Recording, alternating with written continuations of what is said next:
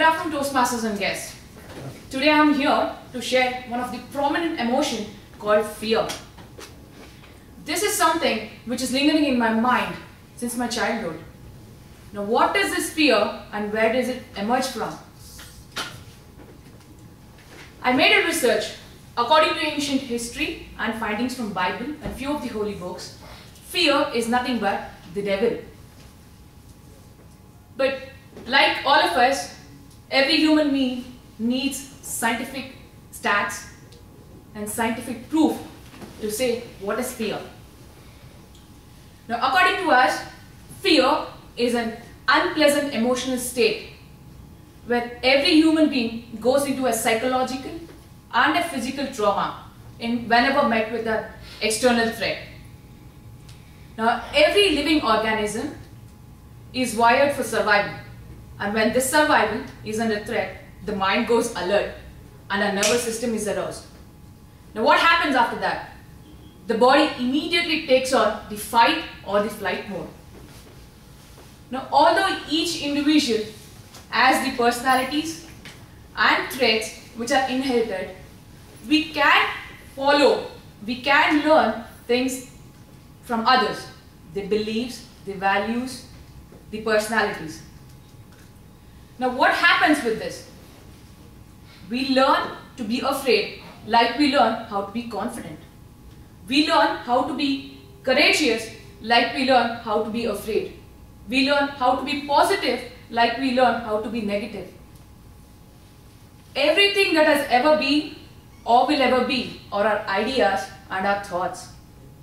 When these ideas, experiences and thoughts combined with emotion gets deposited into our subconscious mind, and over a period of time it takes on the power.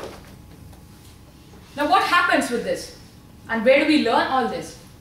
It goes again right back to our childhood, where many parents try to influence or control kids, telling, don't do this, didn't I tell you not to touch that? Don't do this, I told you not to get into the kitchen. Now, what happens with this kind of destructive criticism? When the kids keeps on listening to these kind of destructive criticism, it gets into the safe mode or the safe zone, which is called as fear. And that's where the fear of failure sinks in.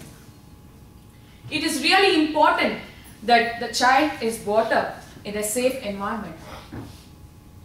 Now, when the kids keeps on growing in this kind of destructive criticism, when it becomes the adult, the fear of failure becomes a part of its life. When it goes on to the safe mode, it will avoid taking any kinds of risk or avoid taking any kind of challenges in its life. Now, what happens if it doesn't take any challenges and risks? After it's become an adult, it's going to get into the challenges. It avoids challenges or the relationship which are at risk. And it avoids being in a social circles which is challenging.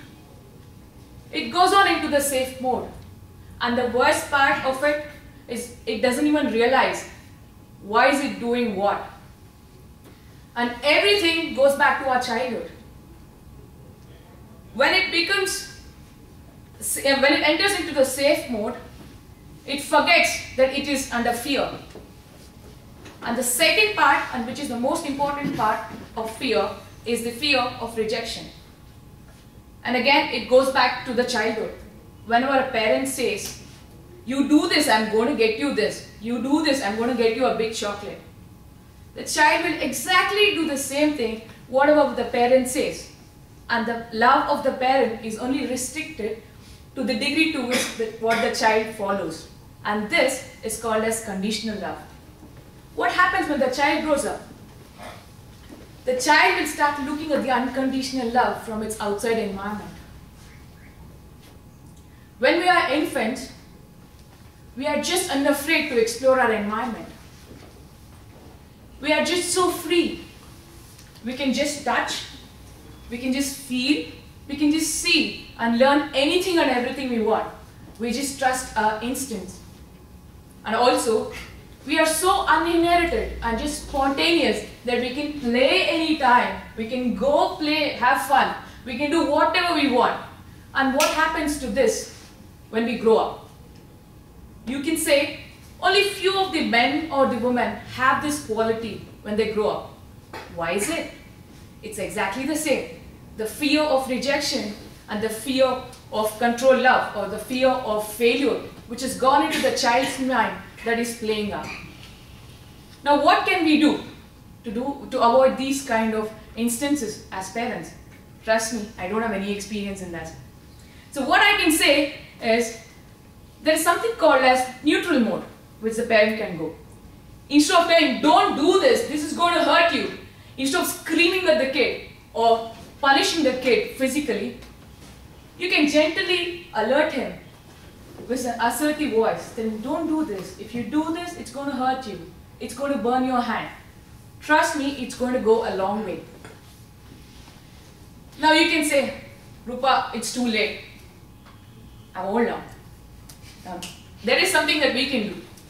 Whenever you come across any fear, just look into the mirror, tell yourself, I can do it. I can do it. And take that next step towards whatever you're fearing. Take that first step towards your goal. Now when you start facing this fear, it becomes a habit. And what happens if it becomes a habit? It's going to get into your own personality. And that is something which is going to last forever. You can say, Rupa, that's going to hurt me. What if I fail? It is absolutely fine if you fail. After all, failures are the stepping stone for success. If you fear to fail now, trust me, failure is going to become your life. Do you think none of us, or is everyone born brave? No, not really. It can be learned. The brave men or the women are not people without fear. They are the people who take that next step towards facing their fear. All men and women will have the habit of confronting fear till the habit of courage becomes a part of its character. Over to you.